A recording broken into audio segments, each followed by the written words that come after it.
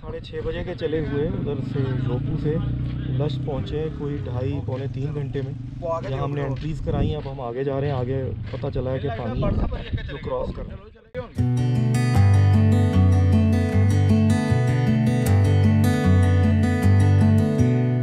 जरकुल lush से जैसे ही हम लोग आगे को निकले और जो मेन सड़क अगर आप सामने ऊपर पहाड़ पे देख सकें वो लैंडस्लाइडिंग की वजह से ख़राब हो गई थी, जिसकी वजह से जो मुकामी लोग यहाँ पे रास्ता इस्तेमाल कर रहे थे हमें भी वही रास्ता इस्तेमाल करना पड़ा। लास्ट ईयर जब हम आए थे तो हम वो उसी सड़क से ऊपर से ही गुजरे थे, लेकिन इस साल हमें ये दूसरा एक रास्ता यहाँ के लोगों ने बताया जो हम फॉलो अप कर रहे हैं। और आप ये देख सकते हैं ये रास्ता बेसिकली जो नीचे पहाड़ से नीचे दरिया होता है, दरिया के साइडों पे जब पानी खुशक हो जाता है तो ये वहाँ रास्ता इस्तेमाल के होता है। अगर आप नीचे देख सकें तो पत्थर और मिट्टी ऐसा लगता है कि यहाँ पे पहले पानी होता था। तो मुकामी लोग भी यहाँ से ही रास्ता इस्तेमाल कर रहे थे जब तक ऊपर से सड़क खुली नहीं थी।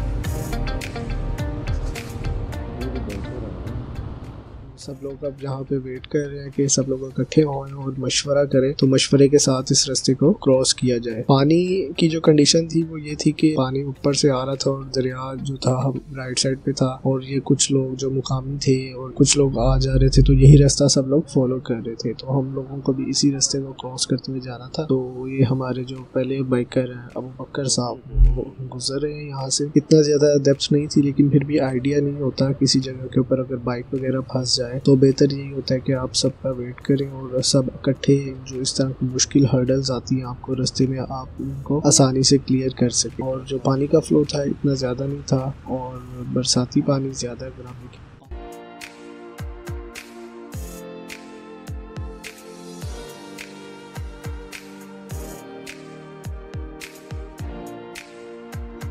डेंजरस नहीं था, लेकिन वाइड काफ़ी ज़्यादा है। आप देख सकते हैं कि काफ़ी जगहों पे जो पानी है वो जहाँ ऊपर से कहीं से आ रहा है, बरसाती पानी जो है, और दरिया में जा रहा है। इधर मुश्किल ये पेश आती है कि अगर कहीं पे पत्थर नीचे ना हो और वहाँ पे मिट्टी ज़्यादा हो तो गारा बन जाता है, जिसकी वजह से बाइक फंस जाती है। और आप देखेंगे जीप वाले भी वही रास्ता यूज़ कर रहे हैं। तो मुश्किल ये आती है कि जब आप नीचे बाइक आपकी फंस जाती है तो वहाँ से फिर थोड़ा सा मुश्किल टफनेस हो जाती है कि बाइक को ईजिली निकाला नहीं जाता। अल्टीमेटली हमने ये रास्ता क्रॉस करके वापस जाना उसी सड़क पे। अगर आप वो सामने देखें तो वो वहाँ से ऊपर सड़क जा रही है, जो ऊपर ये पहाड़ के ऊपर आपको सड़क नज़र आ रही है, इस सड़क से मिल रही है। ये पानी ऊपर सड़क लैंडस्लाइडिंग की वजह से और बरसात जब होती है तो रास्ता जो होता है बहा के सड़क का जो जितना हिस्सा पानी ले जाता है, ये नीचे दरिया से होते हुए हम ये इस रोड पे वापस आए हैं। और रोड ये जो है सीधा जाके दोबारा ऊपर वापस मिलेगा। बाइकर भाई थे जो कि जिक्र किया है कि जिस तरह मिट्टी में नीचे फंस जाते हैं तो इनका भी टायर उसी तरह फंस गया और वो नीचे को धंस जाता है, एक दलदल टाइप सी फीलिंग आ जाती है। तो वहाँ से निकालने के लिए आपको किसी की मदद की ज़रूरत लाजमी पड़ती है, आप अकेले इस प्रॉब्लम से बाहर नहीं निकलते। सब लोगों ने खैर खैरियत से ये इतना हिस्सा जो था वो क्रॉस कर लिया था और सब लोगों ने यानी डिफरेंट जगहों से क्रॉस किया और सारों ने अलग अलग रोड का टेस्ट किया कि यार हम यहाँ से गुजरते हैं, यहाँ से आसानी है। हर किसी ने अपने माइंड के मुताबिक इस एरिया को क्रॉस करने की कोशिश की, लेकिन कहीं जगहों पे नीचे पत्थर नहीं होते, मिट्टी ज़्यादा होती है, किसी जगह पे मिट्टी नहीं होती, पत्थर ज़्यादा होते हैं। तो हर कोई अपने माइंड के मुताबिक वहाँ से निकला है। जो थोड़े एक्सपीरियंस होते हैं, जैसे कि बट साहब को देख रहे हैं, इनको इतनी ज़्यादा ज़रूरत नहीं पड़ी थकी कि ये भी वहीं से ही आए हैं और इन्होंने बाइक निकाली है, लेकिन इनकी भी देखें नीचे अब मिट्टी में बाइक फंस गई है। आपके ऊपर डिपेंड करता है आप किस तरह से बाइक को चला रहे हैं और किस तरह से आप इन चीज़ों को हैंडल करते हैं। जो एक्सपीरियंस वाले होते हैं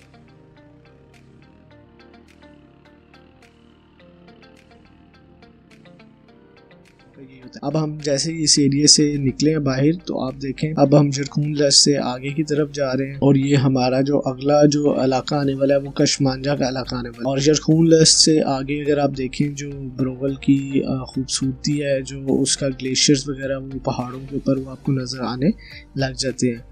राइट साइड पे हमारे दरिया जा रहा है और इस साइड पे लोग हैं, जो आबादी इधर नज़दीक तरीन गाँव में होती है वो लोग सब यहाँ पे मौजूद है। यरकून लश तक जो रोड है वो इसी तरह ही है, इतना ज़्यादा टफ नहीं है, कहीं कहीं पे थोड़ा सा आया, लेकिन यहाँ पे आप देखें कि रोड जो है वो काफ़ी ज़्यादा साफ़ सुथरी और नीट है एज़ कम्पेयर टू ब्रोवल के। अगर पूरे रास्ते की बात करें, साइडों पे ग्रीनरी भी है। यरकून लश से आपको ग्रीनरी जो है ब्रोवल की खूबसूरती वो निकलना लग जाती है और यहाँ से ही आगे जो है असल आप कहें ब्रोवल की वाइल्डनेस है नज़र आती है।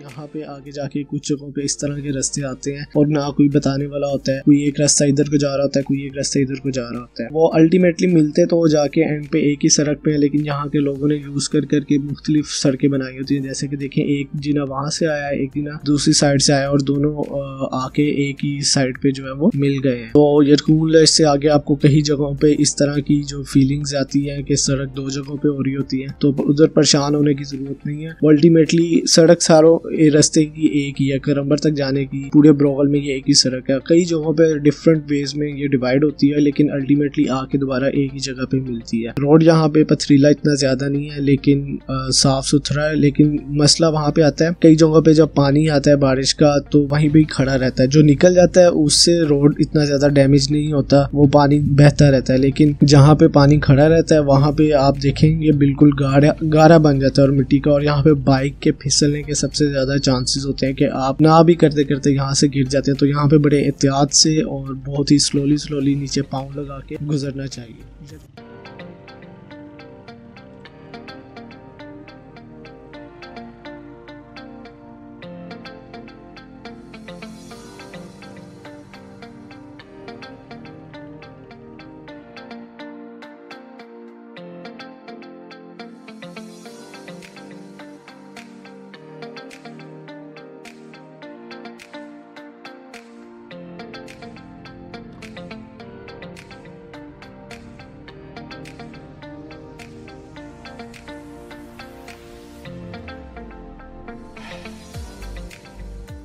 इससे जो अगला गांव है वो कशमांजा का इलाका स्टार्ट होता है, और उससे पहले अगर आप देखें तो वो बहुत ज़्यादा जो इलाका है ड्राई है। अगर आप देखें अभी भी रोड की जो कंडीशन है वो ड्राइनेस है। यहाँ से पथरीले पहाड़ हैं ब्रोवल वैली के, वो स्टार्ट हो जाते हैं। पीछे जितने भी पहाड़ थे वो मिट्टी के थे, लेकिन आगे जो है वो पथरीले पहाड़ हैं वो स्टार्ट हो जाते हैं। और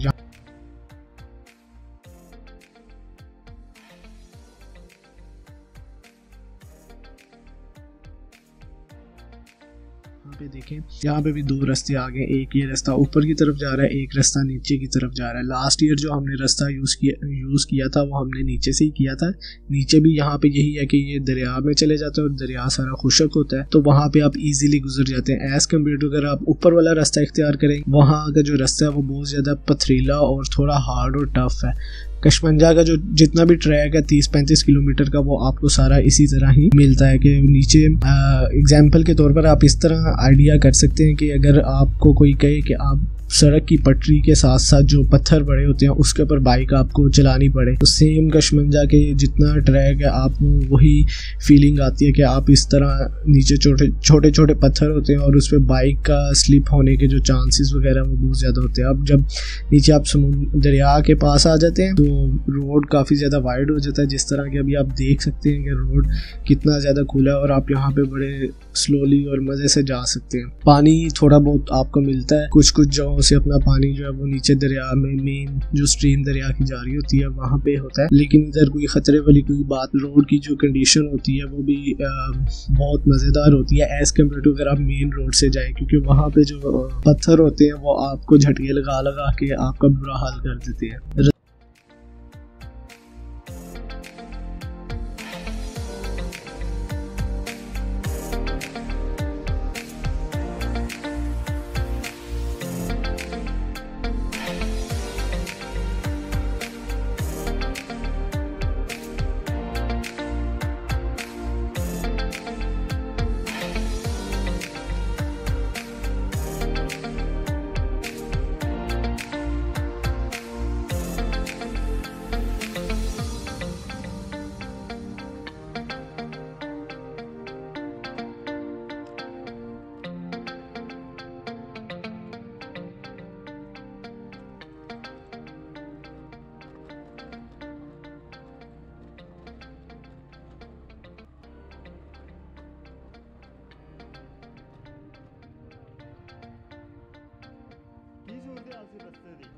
रास्ते की टफनेस आप देख सकते हैं। यहाँ पे मौसम भी थोड़ा सा गर्म होता है, थोड़ी गर्मी होती है और बाज़ इस तरह भी होता है कि बंदा गिर भी जाता होता है जाते जाते एकदम। यहाँ पे इसी तरह की फीलिंग्स आती है, लेकिन आपकी स्पीड इतनी ज़्यादा नहीं होती तो कोई मुश्किल और ख़तरे की बात नहीं होती। आप देखें ये पहाड़ जो है, छोटे छोटे पत्थर यहाँ के मुकामी लोगों ने लगा के दीवार टाइप बनाई है ताकि रास्ते में ये छोटे छोटे पत्थर जो है वो ना आए और जो रोड है वो ख़राब ना हो। लेकिन ये कशमंजा का जितना भी रास्ता है तकरीबन 30 से 35 किलोमीटर का, ये सारा आपको इसी तरह आसपास दोनों साइडों पे इसी तरह के ही पहाड़ मिलते हैं और उनसे छोटे छोटे पत्थर जब नीचे आके गिरते हैं तो सड़क भी सारी इसी तरह की होती है। एक और जीप हमें नज़र आई है जो कि हमें रास्ता दे दिया, क्योंकि पीछे एक ही रास्ता है जहाँ पे एट अ टाइम एक चीज़